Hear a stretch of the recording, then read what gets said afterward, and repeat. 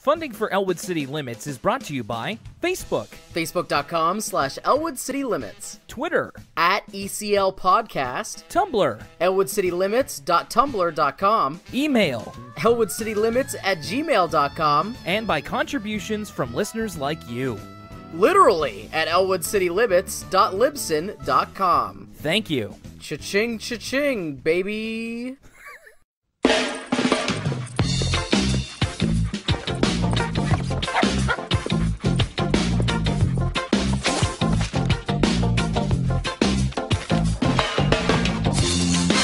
So, Lucas, what were you saying about your experiences with Raw 25?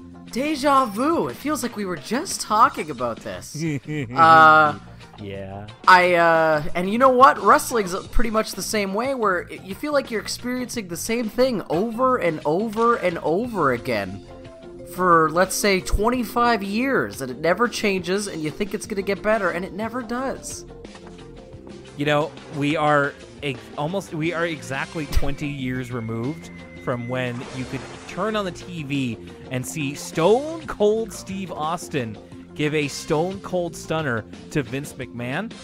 But lo and behold, 20 years later, you could see it on your TV last night. Man, does that never get old. You know what? That might have been the one part of the entire show that I actually enjoyed. But, okay. Yeah, Raw 25, whew, a little bit of a snooze fest. Yeah, Lucas is indeed repeating himself because, whoops, I forgot to press record. You see, you can be 3 seasons deep into a series like Arthur, and you can still make mistakes, and we often do, including myself. This is Will Young. And you are listening to Elwood City Limits, the episodic Arthur podcast. And, of course, not forgetting the very patient Lucas Mancini. Hopefully we'll have all these mistakes ironed out by the time we get to Arthur 25 in 6 or so years. Yeah, that would be 2021? Ooh, we're fresh off the excitement of the Tokyo Olympic Games. We have a new president, or the same president, I guess. New president. And yeah, we're celebrating 25 years of Arthur at that point. For sure. And we look forward to that because, of course, Arthur's still running 20 years later and still going. So, my goodness, what's to say we won't see Arthur 25? Welcome, everybody. Before we get into today's episode, which has been highly anticipated by the two of us, we have a piece of email that was delivered to us at elwoodcitylimits@gmail.com that is going to blow your hair back. We've got some exclusive information here. See, this time I have the button ready because we're recording this again. It's a hot exclusive. Bow, bow, bow, bow, bow, bow. That's right, ECL exclusive coming at you here. On the email, this one is from Yoshi. Oh, the one and only? Well, Yoshi no longer the one and only. This is Yoshi L. Not sure where they're from, but... okay, not to be confused with Yoshi T. Munchakoopas. No, definitely not Yoshi TM, unfortunately. But I say unfortunately, but this Yoshi is quite interesting themselves. Dear Lucas and Will, I do not say lightly when I say that I may, in fact, be the biggest Arthur fan ever. I think we could call off the search, Lucas. I think we found her. Oh, man, that's like a whole week of content we were going to plan. Like, who's the big Arthur fan? At 25 years old, I am known as the Arthur Girl to practically everyone I know. I've danced the Arthur theme song to convince people to vote for me for Homecoming Queen in 2010. In parentheses, it worked. And I use Arthur clips and episodes to be more relatable to my high school students all the time. Oh, high school teacher. All the respect in the world to you. I found out about ECL because I wanted to do an Arthur podcast, but I wanted to make sure no one else had done one already. To be fair, I don't think you can be beat. Aww. Sorry, Yoshi, we beat you to the punch. I'm blushing. That said, I have a little bit of insider knowledge that might be of great interest to you. I know that Mark, referring to Mark Brown, in parentheses, can I refer to him by his first name? Doesn't have the biggest role in the TV series, but he gave a talk about his work in 2015, revealed something about Francine that cannot be ignored. My friend was in the audience at the Madison, Wisconsin talk, and another audience member asked if Arthur and Francine would get together in the future, and we've wondered that ourselves. She told me that he responded with, and I'm quoting here, well, Francine is gay, so... Oh my goodness! My friend, sister, and I have been thinking about this since at least 2009, and were elated when this was confirmed. I'm guessing the writers didn't know this in the early days of the show. Maybe Mark didn't even know then. Probably Francine didn't, since the creator himself says so. Is it canon? Anyway, I think it's nice to have a little LGBTQ plus representation, even if it's not visible yet. I'd really like to see an episode with a family with 2 moms or 2 dads. Arthur's pretty good at showing different types of families otherwise, even if Postcards from Buster did pull that one episode about the kid with 2 moms. Didn't hear about that. Anyway, thanks for doing this podcast. I have almost every Arthur episode from 1996 to 2000 practically memorized. Me too, Yoshi. And I get a big kick out of someone else talking about them for a change. 2 favorites are The Blizzard and Elwood City Turns 100, which we will be getting to in the future. Best of luck, Yoshi. Dude, this is huge news. There's a couple things to unpack. First of all, good tasted episodes. The Blizzard, some might not know this, is when we were first talking about this show in the early stages, is by memory my favorite Arthur episode. I'm not sure if it'll hold up once we re-watch, but I adore The Blizzard. Secondly, I think if the man himself, Mark Brown, downtown Mark Brown, says it, I think it is canon. And I'm not surprised it hasn't popped up in the show yet or anything like that, because they are in 3rd grade, or 2nd grade even. Third, okay, but still. So I'm sure it's not like a super apparent thing yet, but I'm glad to hear that. That's super interesting. And I always thought that Arthur was going to end up with Sue Ellen anyway. I'm sticking with that headcanon. I mean, come on. It's in the, 2nd season? Yes. Yeah, it was. No, I agree with you on that front. And I also think that this is great news. In fact, what excites me about this is that now a potential ship that is not just something we could talk about, it could very well be real one day, is Francine and Muffy. You never know. I see more of a Francine and Fern than a Francine and Muffy. I wouldn't want to live with Muffy, and I can't see Francine wanting to either.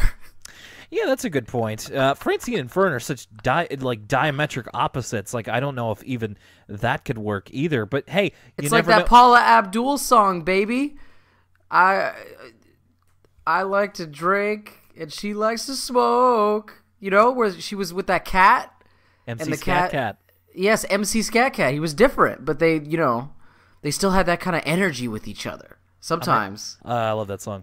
Well, this is definitely... I've learned something new about you today. So, yeah, this is great. This is awesome news. So thank you for bringing it to our attention, Yoshi, and thank you for your lovely email. You can always get to us at elwoodcitylimits@gmail.com. All right, so that's the emails out of the way. It's time to talk about Binky, one of our favorite subjects, except in a little bit of a different way than you may be expecting. Let's get it started here with Binky Rules. Did you get the reference that this cold open was doing? I was going to ask if you did, because I did not. I knew the aesthetic was so specific, like the colors they used, the way they tried to draw the environments. So it's like, basically, to set the stage with this cold open, it's like black and white, almost like a hand-drawn aesthetic, except some objects are red. And I really liked this style, but I didn't know what it was referencing, and I assume it's referencing something specific, because it'd be weird otherwise. It is. This is a very old reference, so if you didn't get it, that's totally fine. As a matter of fact, like I can't even claim that I got it. I looked it up, so I'm not. It's not that I'm so smart. It is a reference to an old PBS show called Mystery. That's Mystery with an exclamation mark, which was a spinoff of Masterpiece Theater. The opening to Mystery is done exactly in this style. And so with some shots like lifted directly from the opening itself. It's actually pretty cool, and it's a great little reference, a great little obscure reference that I really appreciate. Yeah, it's done in this really cool, like, gothic black and white style, and yeah, I just think it looks really cool, and it's such a fun reference that kids, no kid got this when they saw that, or like to this day. But looking it up and kind of researching it a little bit, it's I really appreciate the tone that they were going for.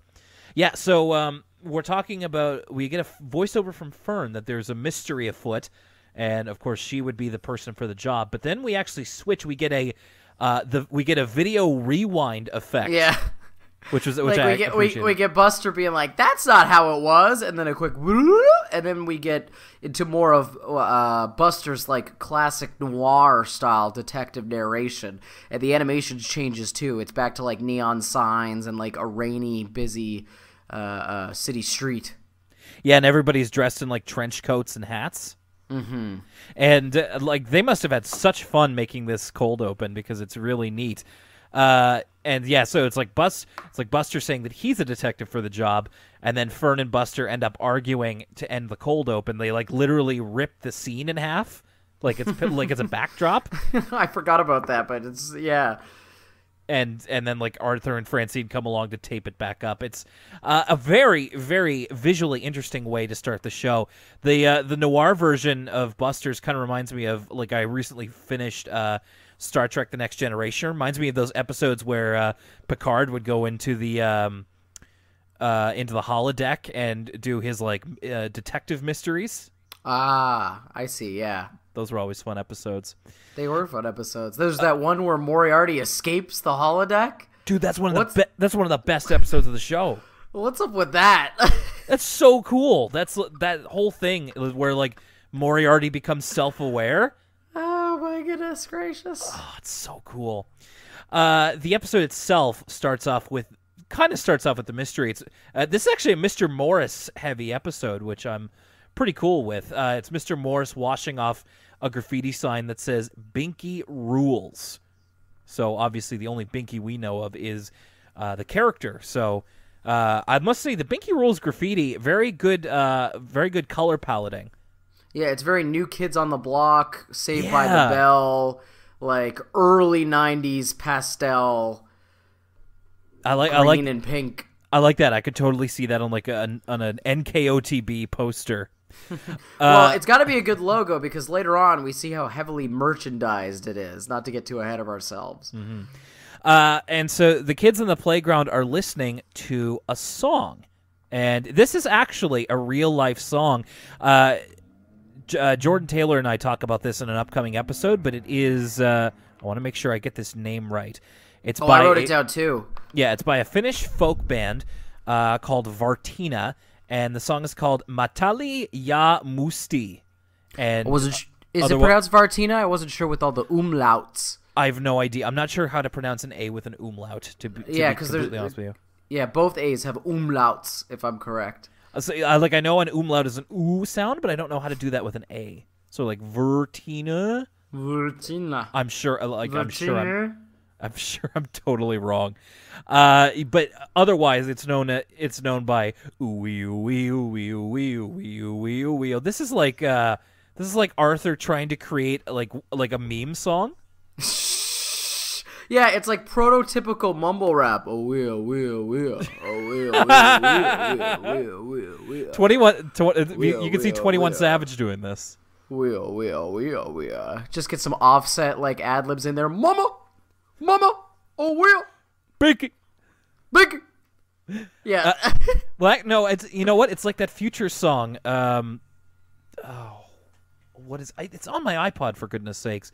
It's the one where he's like wheel wheel wheel wheel. Wicked. That's it. Like yes. I was particularly thinking of like a Future song. It's exactly, and he's even saying that. So who knows? Maybe Future was artistically influenced by Binky on his song "Wicked." Listen to "Wicked" and tell me I'm wrong. Hey, how's this for a blast from the past? Kids listening to the radio to not just listen to a song, but find out who the singer is. Yeah, what is this? The 70s? Yeah, that's a. I mean, still, I was still listening to radio in the '90s, but it's just such a weird way. It's like how when like back in the day, you would like watch MTV or Much Music to like find out like what's the newest song from your favorite artist. It's like you didn't because you didn't have Google at the time. That's right. Yeah, I couldn't just like hop on a Pitchfork or just look up their Wikipedia page. It's just such a funny little blast from the past. So the ongoing thing here is that they keep hearing this song, which they really like, but they have no idea who the artist is, and they keep getting interrupted when they try and find out who it is.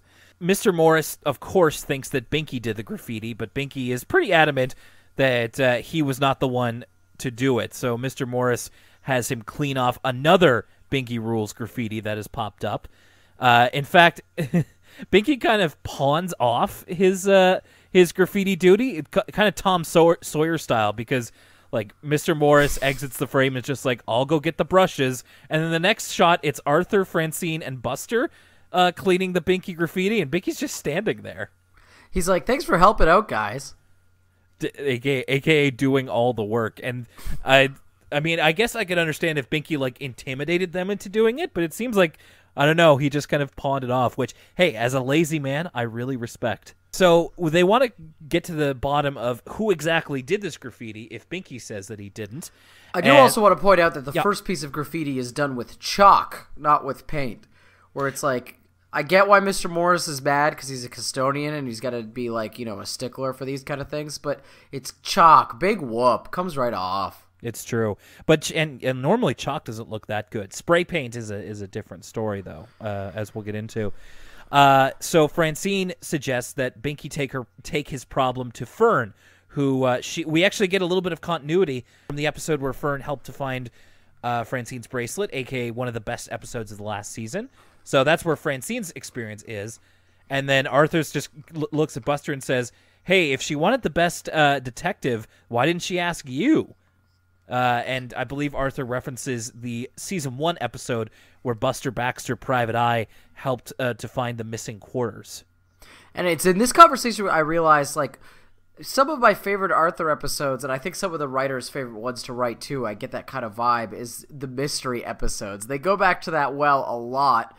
And this episode's a fun exercise in juxtaposing the different types of mystery storytelling, whereas Buster is sort of a hard-boiled noir detective, if you could be that as a little kid.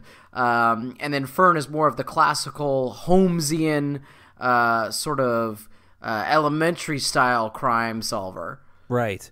I didn't realize until like we put them together that like there are 2 detective characters among the kids, and that they would be like competing. Like that's actually pretty cool.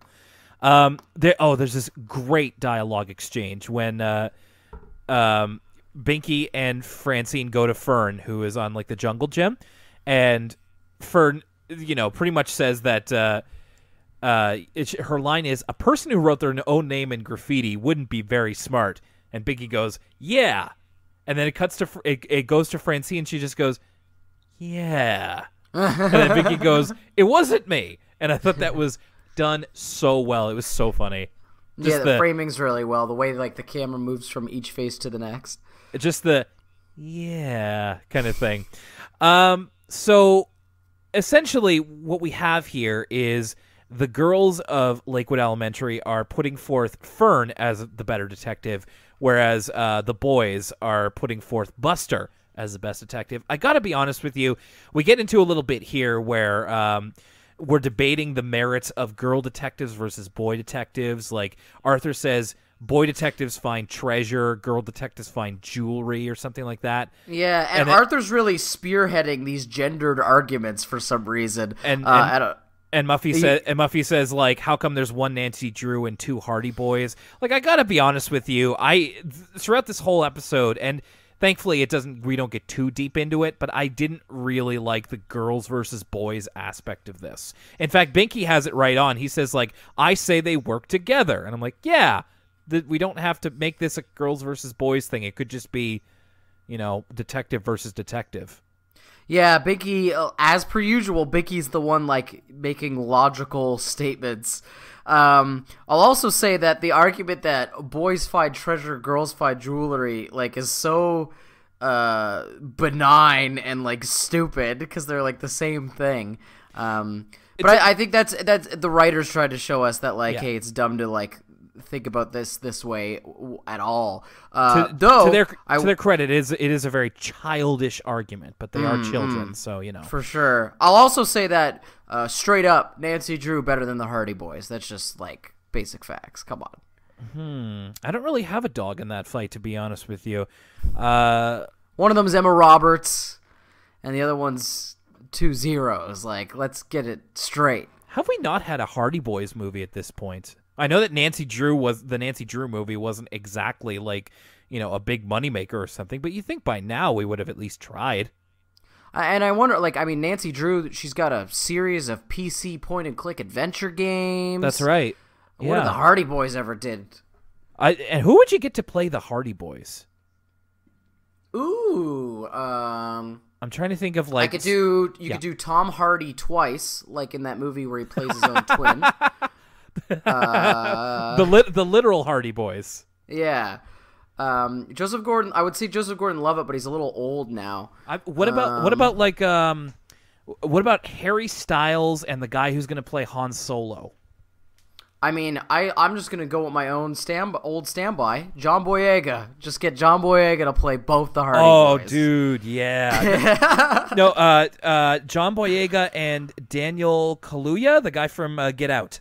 There you go. Daniel Kaluuya is a little old as well, but I'm picking up on the same wavelength. Or maybe Chadwick Boseman, the Black Panther. I like this idea. Yeah, and we see, like, as the girls versus boys thing is continuing, like, Buster, like, initially accepts Fern's offer to help, but then, like, we get a little bit of behind the back Brain and Arthur going, like, shaking their heads, and Buster's kind of influenced by them. And as Fern goes to question Mr. Morris about the first graffitis, then we get full-on Buster Baxter Private Eye. And man, like, talking about an episode that must have been fun to make, they must have had a blast thinking of all of the ridiculous things that Buster says as a gumshoe. Speaking of Joseph Gordon-Levitt, this reminds me of Brick, how in, like, the movie Brick, how it's a modern high school, but everybody talks like they're in the Maltese Falcon for some reason. Right. But, like, Buster takes it to a whole nother level here with his detective speak. Like, he's like, put me wise, and then he tells Fern to not blow a fuse, Tootsie. This evidence stuff is a wet smack. Like, some of this, I don't know if this is actual lingo or if they just made it up, but it's all hilarious. It's all entertaining. Like, it's close enough that, like, I'd buy it if I buy that it's, like, just even on the same street as these kinds of things. So, if I may, I did write down a couple of them. Like, you got one right there. It was, listen, Pinky Crooker, this evidence stuff is a wet smack. All you're going to do is win the porcelain hairnet. So, like, it's almost like reading a Clockwork Orange. Like, you sort of get the NADSAT language, sort of what it's saying, even if you don't get the mechanics of it. I think the thing that really, like, seals the deal on this is there's a moment later on in the episode where Fern takes off Buster's detective hat and he just starts talking like a normal person again, as if he was possessed by the hat to become a 1940s detective. That's right. I wrote that down here. Like, the detective lingo is activated by his hat, and, like, not just that, but also, like, his voice kind of hardens a little bit. Like, it gets a little bit more like straight backed, like, 1940s man. He sounds like what I assume his voice actor's regular voice sounds like, actually. Like, he sounds like more like a person delivering lines. Mm-hmm. I don't know if this is just me, but I feel like I could hear the voice actor's natural voice more when he's talking about blowing a fuse Tootsie. It's certainly got to be closer, at least just with the depth of it all. Buster at one point asks Muffy what the score is, and he says, "Hey, Gopher Ball, what do you know about the shenanigag on Binky?" And I didn't realize. So, like, you know, I've said before on the show how, you know, I've said things like lines from Arthur are things that I say nowadays. There's a couple things in here. Like, first of all, I actually do use the word shenanigag every now and then. See, I was like, what what in this sentence could will be taken away? Like, I was wondering if you were going to start calling people gopher balls or something. No, I totally forgot about that one. What's the other one? I think I have it written down here. Oh my goodness, I just had it, and it's actually no, it's not a thing that Buster says. It's when they talk to Binky again, and he's asking like where they've gotten with them. Buster like quickly says like, "Oh, by the way, Fern thinks it's you," and Fern says, "I do not. It's so obviously you. It's obviously not you." And I use that line a lot. Yeah. Like when it's like, and it's very contextual, but it's like it's so obviously this. It's obviously not this. I see. You know what? A lot of times when I'm talking about like where a wrestling storyline is going, I'm just like, it's so obvious that this is going to happen that they're obviously not going to do that. You know what? That's like the perfect context for that turn of phrase. So eventually they come up with their theories. Buster makes a mistake of going first. Or maybe it would have been better if he was second. I don't know. But his idea is that Binky has an evil twin, and not just an evil twin. Like Binky has like a Dark Souls villain that came out of his rib or something. It's this. Yeah, it's or Bloodborne. Like he's like an evil twin, but for some reason, whenever Arthur has to show an evil twin, they're always a Dr. Jekyll and Mr. Hyde character for some reason. Like they always have like that crazy coat that goes over your shoulders, and with like a cape and a cowl and like a top hat. And for some reason, like this evil twin Binky's eye is like grotesquely closed and one is stuck open. Yeah, he's got like pink eye in that one good eye. And I see now, like just watching it back, the thing that keeps his cape on is like a backwards B. He's got like a backwards B kind of like clip. Oh my goodness! The only thing he's missing is a goatee. Yeah, really. How do you do evil Binky and not have a goatee? Which I love the reaction from Binky to this theory of just like, wow, an evil twin. I wonder where he lives. Yeah, that's one of my favorite lines of the episode. Fern's is a bit more plausible in that she thinks a rival soccer team is doing this to get Binky in trouble so that he won't play against them in like an upcoming tournament, which is not a bad idea, but still a little misguided. And I did like the after each of them present their theory, like Arthur and Francine are both like, "This? Oh, brother, you sure showed them." And what's great about it is that if Francine does it first with Fern, like, evil twin? How ridiculous. Yeah. But then it cuts to Arthur saying the same thing. He's like, a soccer team? Whoa, that's ludicrous. Yeah, it's obviously an evil twin. Yeah, that is really funny. So Binky gets in trouble again for another Binky Rules graffiti up there, to which he blames on the evil twin. They do some... Fern and Buster team up to do a bit of like actual detective footwork. They take a bit of paint, acrylic paint that they take from the latest one, and they take it to a new character that we've never seen. I was just going to write down new character alert, the paint shop owner. Mr. Geary, who owns the local hardware store. And we see him for like 3 seconds, and he's out of there. And also, he seems to be a completely different animal that we haven't seen as a character yet. Like, usually when they just have a side character, they just make them like a gray rabbit. But I don't know what Mr. Geary is. Yeah, He's got those pointy ears. Yeah, it might be like no, prairie dogs can have droopy ears, don't they? Maybe like a cat? I'm not 100% on this one.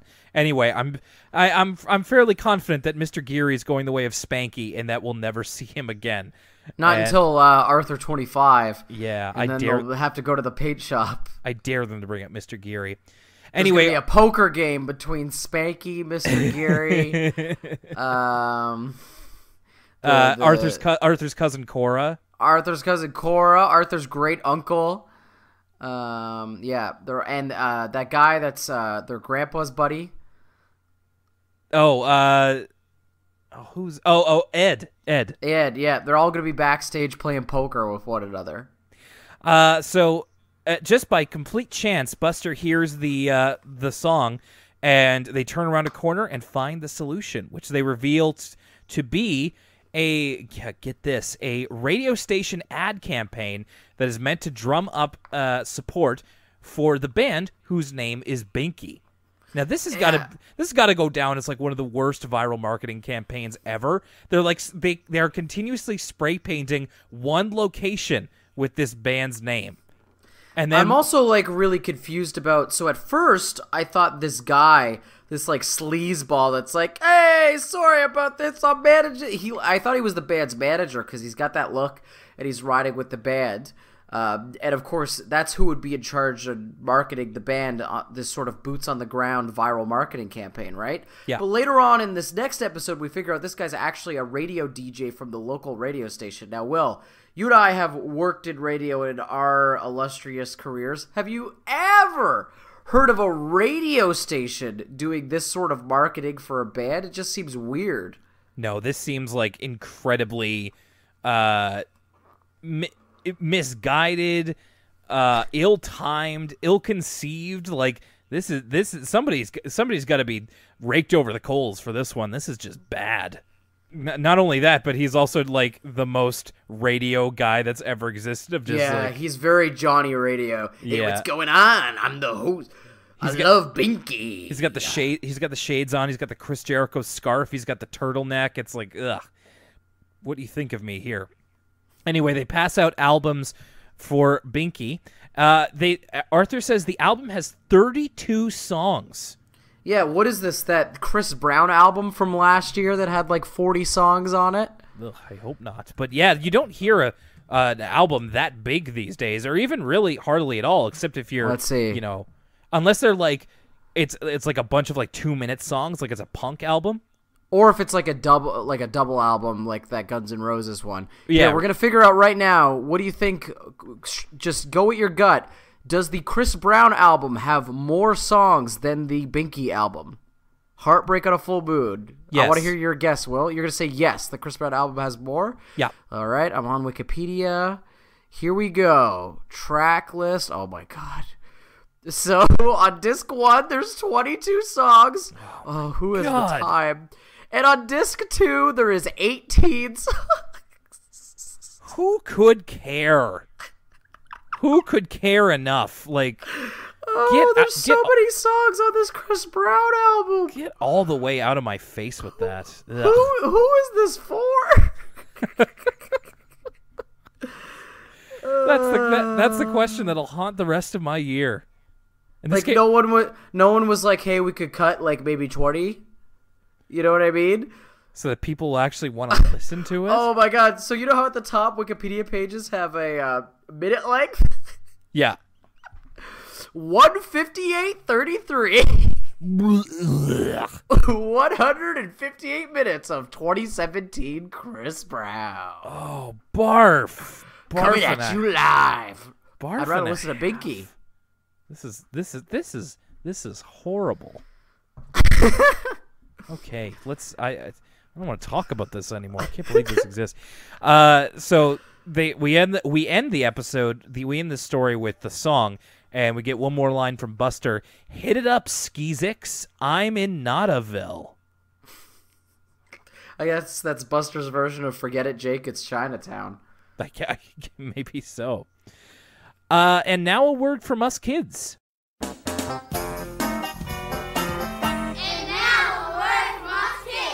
Speaking of mysteries, more so than a lot of other word from us kids. Like, there's not a lot of jokes to be made about this. It's basically kids like they print it out on some paper paw prints, and then the kids go around the school finding them. They're separated into different teams named after Arthur characters. I guess the only piece of analysis I could bring to this is that it's kind of anticlimactic because they get to the end of the little scavenger hunt, and it's like a printed cutout of a turkey, and it's like, woo, you found this printed out turkey. One group finds an actual little toy turtle, and I'm like, wow, the other groups must be jealous of that one because they got a 3D thing as opposed to a printed out turkey. This reminded me of like some things that I used to do in elementary school. I used to love stuff like this when the teachers would make like little scavenger hunts and quests for you to go on.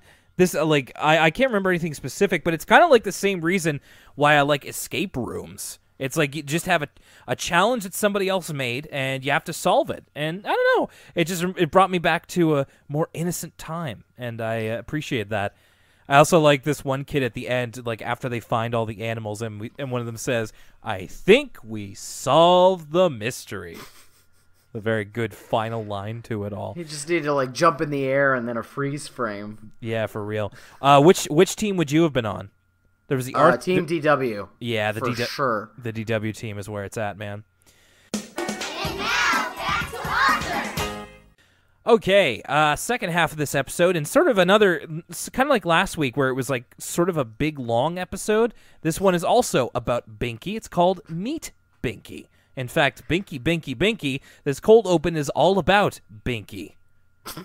It's like one of those like old movie trailers where they just put a bunch of clips of people saying the main character of the movie's name over and over again. Yeah, like, or even like a new like Baby Driver, they're like baby, baby, baby. That's like this with Binky. Yeah, that reminds me of, I think it was for The World Is Not Enough, of just like da-na-na-na, Bond, da-na-na-na, Bond, da-na-na-na, Bond. That kind of thing. Yeah, I know exactly what you mean. Everybody's talking about Binky. No, not that Binky. Got to get one of those jokes in there.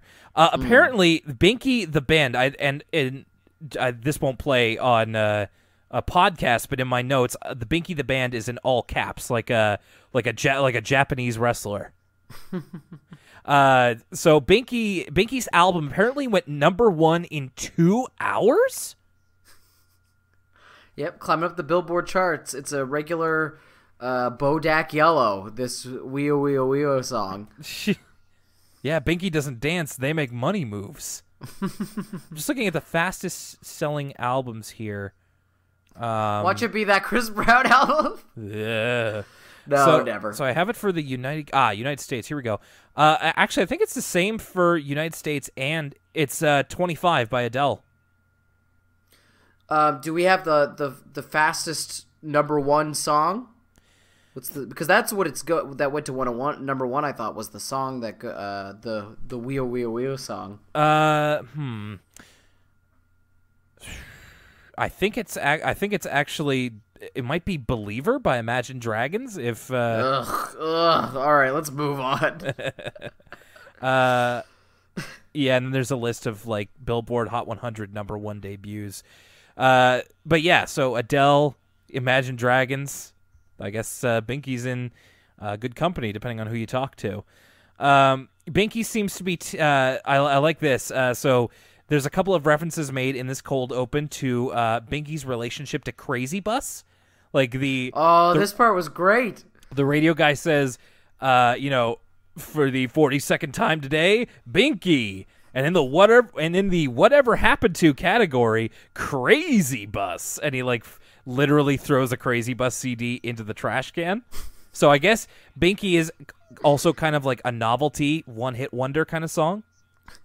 Binky again and again and again. I kind of wish I'd thought this through a bit more. Like if Crazy Bus and Binky had a real world analog in terms of one-hit wonders. Oh, easy. I thought about this when I was coming up with the episode. Okay. What other novelty song reached such viral heights and came from a foreign country of origin? Why, Will, it's the 2013 classic Gangnam Style. Oh, okay. I was thinking, what does the fox say? Oh God! Oh no! Yeah, you know what? We found the two. What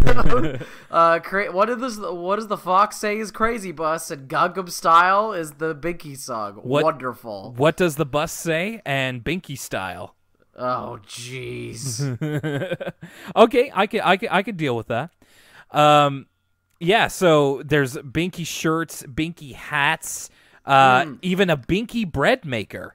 This parody is like super specific to the time and place. I feel like you don't see merchandising like this the way you used to in the 90s.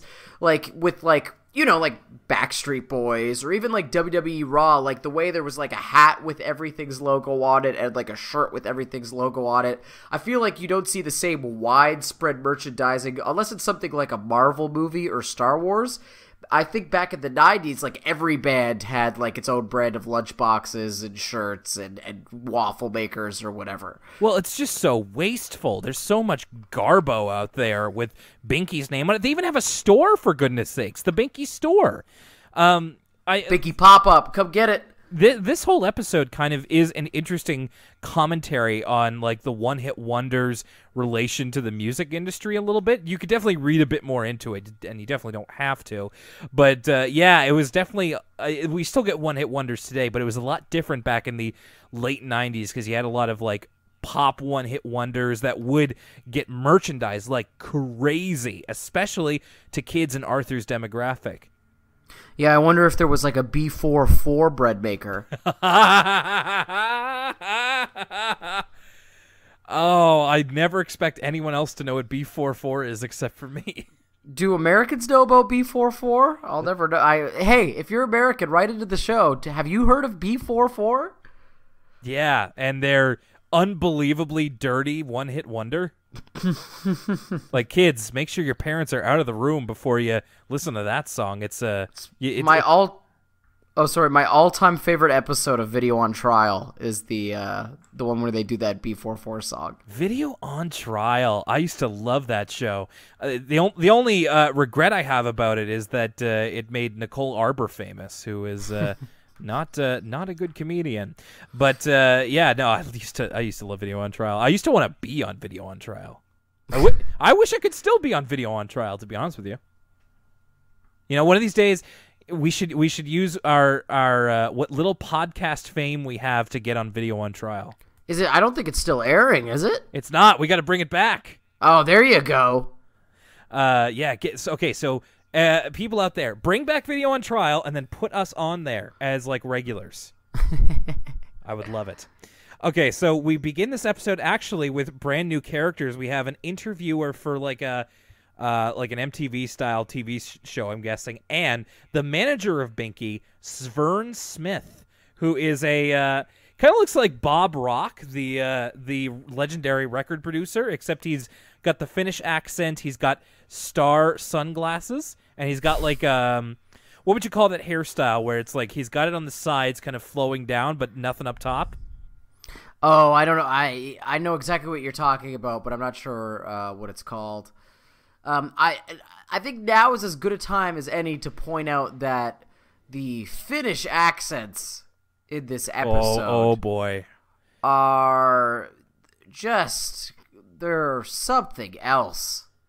If we have any Finnish listeners, and I really hope I apologize, because basically everybody in this episode is going full on the Swedish Chef from the Muppets, where they're all like, oh, big time. And like, if you have any like Finnish ancestry, if you know anybody who speaks Finnish, like, and speaks Finnish, I don't even know if that's correct, but anybody with like Nordic ancestry, like, tell us what you think about this Binky accent. Like, it's because it's clearly mostly like the regular voice actors of Arthur just doing the specifically Arthur's dad. Yeah, I definitely heard that. And I mean, hey, it's whatever. It's a kid show, but like, I really hope that this didn't offend anybody. Yeah, like it's as, think about how over a top it could be, and then add a couple levels to that. That's what the Finnish accents are this episode. I actually think Svern's is probably the best of them, just because it sounds a bit more natural. It doesn't quite follow the cadence. It almost sounds French a little bit. But yeah, the ones on Binky are we'll get to it. So Svern's talking about it's kind of the parody of the up his own butt music manager, and he's also like a wolf, so he's got a little bit of a howl, like get your tickets now, no, please. So I thought that was kind of cute. Yeah, so as the cold open says, they're gonna be selling Binky tickets for a Binky concert. We see Slink and his family are first in line to the Binky concert. They have an inflatable couch. And then Rattles is right behind them, and he's cooking up meat on the hibachi. Yeah, tickets go on sale in 6 hours, and people are already lining up, and it's like a supreme drop. Like, people are lined up not only around the block, but as we soon learn, all the way to the countryside. So the line, I guess, goes outside of, and get ready, I'm looking at the camera, the Elwood city limits. Ooh, the literal limits. I didn't even think about that. Man. Come on, Will. Like, you got one show here. You got to stay on top of these things. I'm glad you caught that, Lucas. Thank you. So Francine, Buster, and Prunella are waiting in line. Prunella is actually one of the backup friends for this episode. And Buster said, like, they're wondering where Arthur is. Like, he was supposed to meet them there. And Buster says, this is one of the most important events in this or any other century. That's right. The Alamo? Not as important as Binky. The Alamo. And we cut. This is funny. We cut to Arthur getting dragged along shoe shopping with DW, and she's. I don't know if she knows that he's like that Arthur's like waiting to go to the line or anything, but she's like taking an elongated time, just like, do I want these shoes or do I want these shoes? And Arthur's like dying next to her. Also, I gotta point out, both of DW's choices of shoes, I would say, are not optimal. One of them are like a purple leather, she describes, and the other ones are red checkered moccasins. Boy, if you don't... No. It's that level, eh? Yeah. So, yes, of course, he's very late to get in the line, and they have to basically drive to the next county, like past farmland, to get Arthur into line. But... Little bit of a plot hole here. He could have just butt in with his friends. I mean, that's what I absolutely. would have I done. figured that's what they were waiting for him for. But hey, all's fair in love and Binky. So I guess they just couldn't stand to give up, or maybe the line was just really cutthroat about cuts. So they get their seats are in the A row, and I wrote down Arthur's ticket row. Like, this must be a huge venue because he is in row 739 XXX. Yeah, I wonder what that even means. Like, there's not just an X row. There's not just an XX row. There's an XXX row.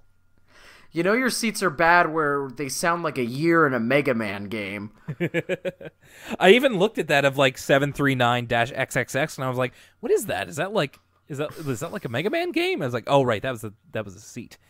So yeah, Arthur does not have very good seats. They go into a local store and they see like a Binky standee, and Buster's like, wouldn't it be cool to meet Binky? And Arthur's like, come on, that would never happen. They never talk to us.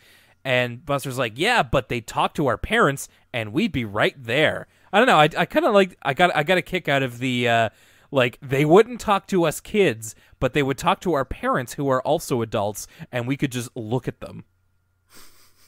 We get like a triple threat of Binky cutaways for Francine, Buster, and Arthur of like how they would be able to interact with Binky through their parents. So like in Buster's, his mother's interviewing them, and he takes a picture of them, and he goes, "Binky interview." In Francine's, she rescues a the accents in Francine's are like especially heinous. Oh boy, this is where we really get started on it. So like essentially, Francine uses her dad's garbage truck to rescue like a precious bracelet or something from the trash, and like. Like I know we lambasted the Binky accents, but they do make me laugh as bad as they are, because one of the Binky people's just like, you know, my precious necklace, how could I let it fall in the trash? And then the other one's like, it's not even so much the accent is her like stilted delivery is also really weird. And then the other one goes, do you hear something? Oh, bad. Yikes, brother, it's bad. And I liked Francine's the most. She comes out of her imagination and she just goes, Binky garbage. And then classic rule of threes, we get Buster's imagination. No, Arthur's. because Arthur's. Yes. Arthur's is the most disappointing because he imagines them talking to his mom, and she's of course does taxes and accounting, and so she goes, "Looks like you owe an additional $1 billion." And they walk away like thinking about like how broke they are, and like you even hear one of them being like, "We're never going to pay it all." And then Arthur's like, "What about my autograph?" And then Arthur comes out and he's just like, "Binky, taxes?" He goes, "Binky, taxes. Yuck." Yeah, yuck. It's pretty funny. They're playing hockey the next day, and I really liked this line because, again, you and I have kind of been there. Arthur says, "So when are you guys going to meet Binky?" And Buster says, "My mom says Binky's not hard news." Yeah. Council meetings, Binky is not. And Francine says her dad just laughed at her. And then Francine also says that, Buster mentions that sometimes at concerts they call up people to the stage to dance with them, and Arthur gets a bit excited, but then Francine's like, "Arthur, the concert will be over by the time you get there." And Arthur thinks about it, and revisiting a lot of these things, they didn't make me laugh at the time, but just kind of talking them out, they're so ridiculous in a fun way. So Arthur imagines himself at the concert. First of all, he's all the way in the back row, and he has to have he's given a complimentary standing telescope to view the concert, which I think is really funny. Yeah, what's crazy is that like he's in the back, but it's not even a row. Like his seat is above everybody else's seats, and there's no seats around him. Like he's like a chair that's off to the side with this giant telescope in front of it. And the interviewer from before says that he has like the worst concert tickets ever. Yeah, I don't know what this is supposed to be a parody of. She's just got like this Valley Girl accent, but this really is the episode of throwaway one-off characters, from the hardware store owner to this girl who is like, "Arthur." And then she tells him that he's been invited to dance with Binky. So he starts running to the stage, and then we cut. It's like a fade cut to him still running and like out of breath as he gets to the stage. Everybody's gone, but not just that. He gets to the stage and says, "Where is everybody?" Buster comes out of nowhere and says, "The concert ended 3 years ago, Arthur. We're in the 6th grade now." And then Francine appears with his with a wheelbarrow of his homework assignments from the last 3 years.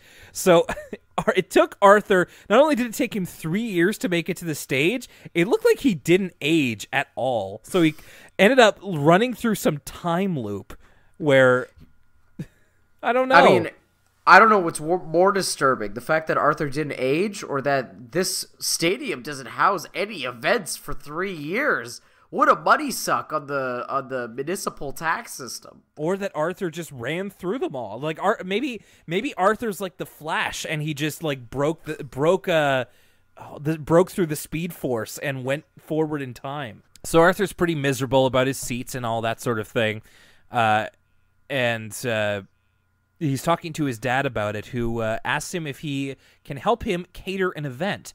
He's doing the catering for some concert. Hey, wait, it's at the Civic Auditorium, too. And this actually made me realize that Arthur's dad must get to cater some wicked cool events.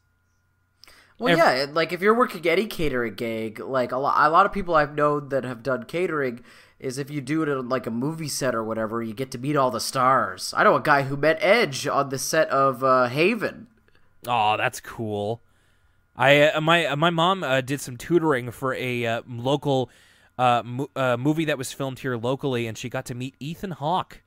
Ooh. So yeah, you get to rub shoulders a little bit. Kind of cool.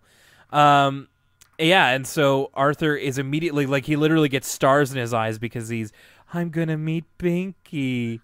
And he has an imagination about meeting Binky, and of course it's one of the more like heavy on the wish fulfillment things, because like one of them says, "We could tell you're the most interesting of our fans, Arthur."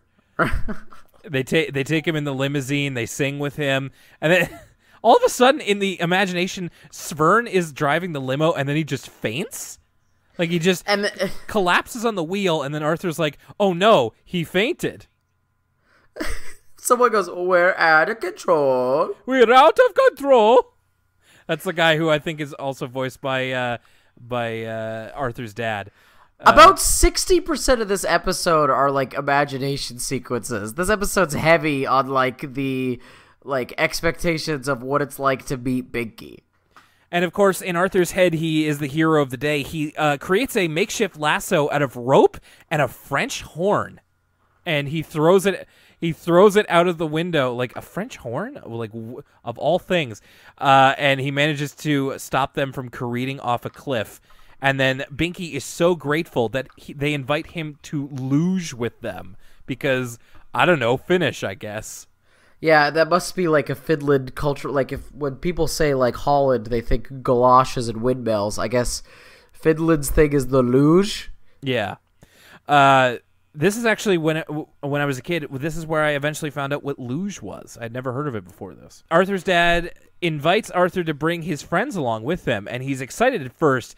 But then we go to another dream sequence, and I love this line from Svern. He just goes, "Here's a bunch of kids," and then they get turned down by Binky because they wouldn't fit in the limo. And Which then some limo, eh? Yeah. Like the whole purpose of the limo is that it can fit an exorbitant amount of people. And so Svern tosses them some Binky frozen vegetables, which everybody's disgusted by, except Buster, who loves turnip. And then they drive away, and Arthur just screams, "Wait, what about luge?" I love this. Arthur kind of is like, I don't think that they would really have fun with that. Besides, Francine is allergic to curtains. So just pulling anything out to just make it work. And I love this. His friends just like inadvertently rubbing it in of just like, I like if this my mom gets to interview Binky, Buster says, then you can come along too. Like, what else are friends for? And I was just like, yeah. We actually get a little bit of continuity because Binky comes up to Arthur and says the radio station gave him free tickets because of all the trouble they caused and like how they got him in trouble. And he offers Arthur to sit with him and his mom, which is really cool. And Binky says, "I know you'd do the same." And Arthur almost offers to take him backstage, but then realizes that Binky the band will surely be enamored with Binky the boy. So, like, Binky, Binky, Binky, Binky. Oh, and a kid with glasses. I mean, like, if let's say me, and someone named, If you had a friend named Migos. Yeah, if I had a friend named Migos, I think they'd be pretty ecstatic to meet Migos. Or let's say I knew someone named Panic at the Disco. I think Mr. Panic would be a lot more exciting than some kid with glasses. Right. And so eventually Arthur doesn't tell his friends before the show. And him and his dad take the food to the Binky show. We get an important little scene that looks to be throwaway where Arthur puts his food in what looks to be a trash can, but we'll get to that in just a second. He meets Svern and this other guy who is another one-off character, who's like a typical sort of nerdlinger tech guy who's dressed very nice. He kind of looks that's how many one-off characters in this episode. So we have Svern. We have this guy. Yeah. We have Binky the band. We have the radio DJ. We have, again, the one I can't get over, the guy that works at the hardware store. Mr. Gary, yeah. I think that's eight. That's 8. Oh my gosh. I will say that's a lot for 220. That's a lot for a 22-minute episode of television. 8 new characters that just serve their purpose in this one episode. I will say this as well. The guy that the IT guy who is kind of the person behind Binky reminds me a little bit of Austin Walker. Oh, that's interesting. I'll have to take another look at him. Yeah, you might have to look at him again. And Austin Walker, a bit more of a bigger guy, but kind of has the same sort of like I can imagine this guy walking up to Arthur and saying, "Yo, what's good, Arthur?" I can see that too. Okay. So Arthur has a very brief struggle about whether or not to invite his friends. Like, he feels bad that he didn't, and then he just does anyway. So, like, it wasn't exactly an episode-long ordeal as to whether or not to bring them backstage. He just kind of feels bad about it, and then decides to go into the audience and tell them to come backstage and they can meet Binky. Still worth it for the hilarious guilt trips, like especially when Buster's like, I know you do the same for me. Like, that's what friends are for. Like, I know this was like kind of a throwaway thing, but I did love that joke. So they finally get to meet Binky, and it is revealed, thanks to the magic of the Troglodyte 2000, Binky is not real. They are a virtual band. They're a band of Tupac holograms. I was going to say, I can't tell if this is like, I'm trying to think of the time and place here. So I'm trying to figure out if this is a gem in the holograms joke, maybe like a take on like the Chuck E. Cheese like animatronic performers, or is Arthur just Nostradamus and it's predicting both the Tupac hologram and Hatsune Miku? Well, and I mean, I don't think it actually, it may have been around the same time that I wrote down here, Binky is kind of the Arthur version of Gorillaz. Oh my, them too. See, add it to the list. I feel like virtual bands were like sort of a thing, and definitely a lot more now, like you said with Hatsune Miku, who is literally this. It's like just a hologram, essentially. That's or true. just like a... And No, she's a hologram. Like, when you go to a live Hatsune Miku concert, there is a live band, but because the thing that made me think of Hatsune Miku as opposed to the Tupac hologram is that the nerd guy points out that the voice is completely synthetic, and that it's like a vocoder, similar to how Hatsune Miku is. And they get Binky. I wonder if in Finland you could download an app and it's like Binky's there, and they're like it's the Domino's Pizza app, but Binky shows up on your Domino's Pizza, and it's like, oh wow, I have a little private Binky concert on my Domino's Pizza. I could see that happening.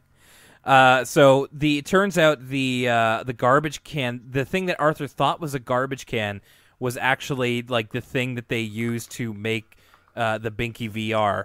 And they start to go a little bit haywire, and they discover Arthur's garbage, and he's like, I thought it was a trash can. Sorry.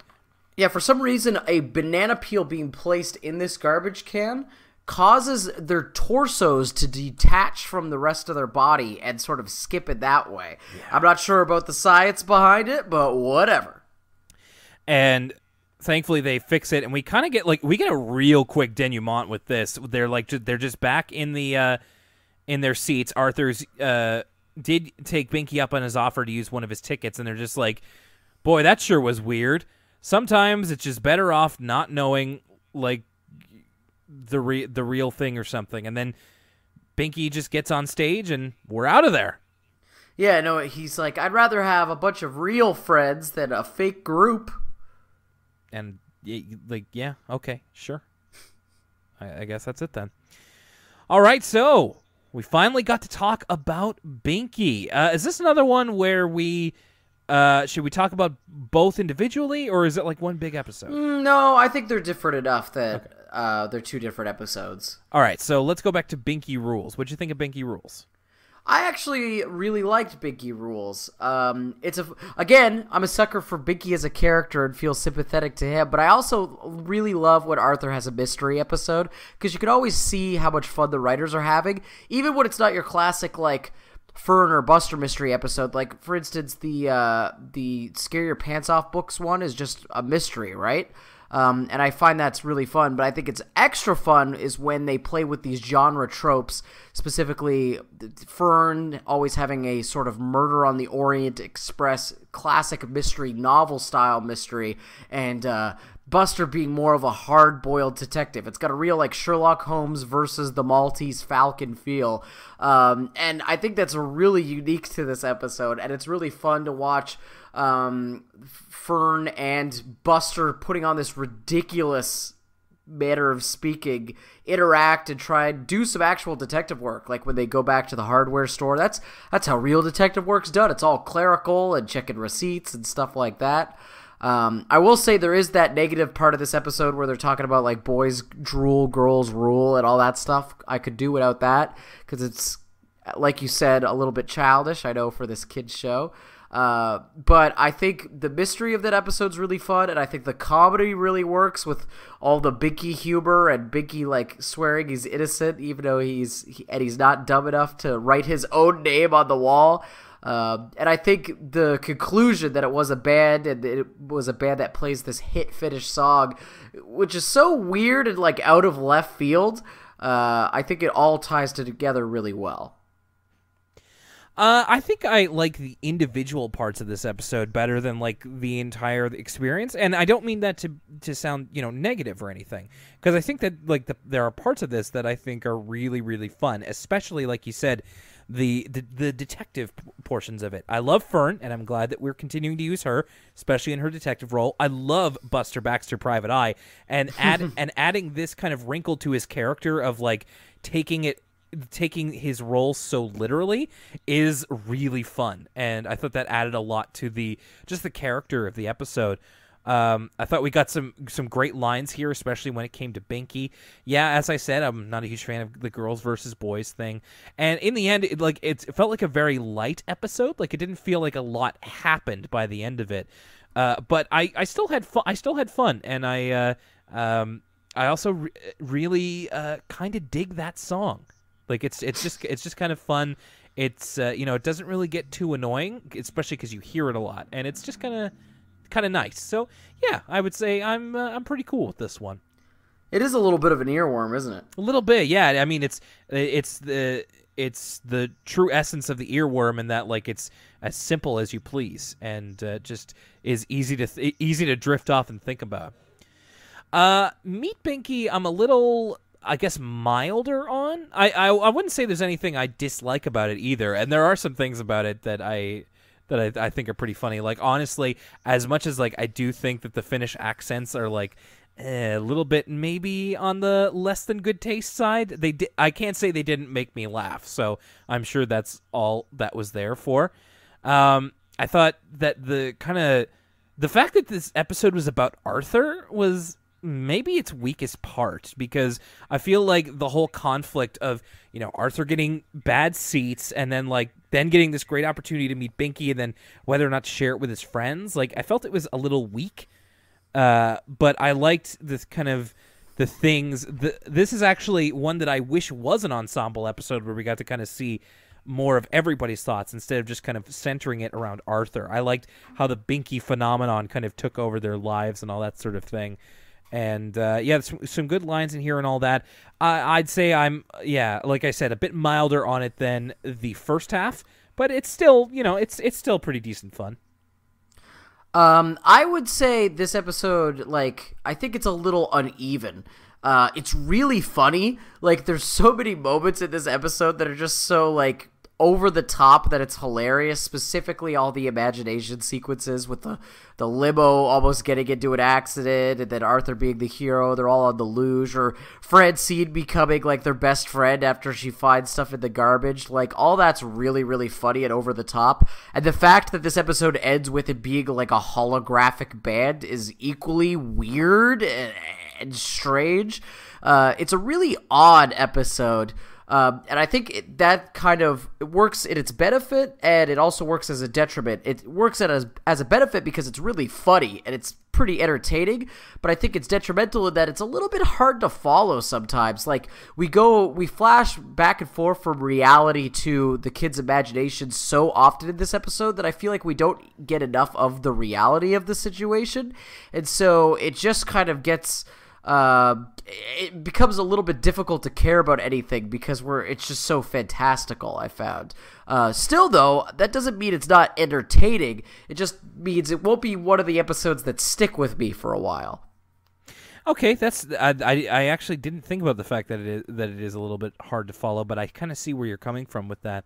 No, fair enough. And when I was watching it, it's funny the effect of the podcast. When I was watching it, I think I was a little bit more in the middle on it, but talking about it and like just kind of looking at the different parts and laughing about them, I think has actually improved this episode overall. So yeah, I'm glad that we were able to do that. And I think I probably propped it up in my mind to be maybe a bit better than it actually is. But all that said, it was still a fun time.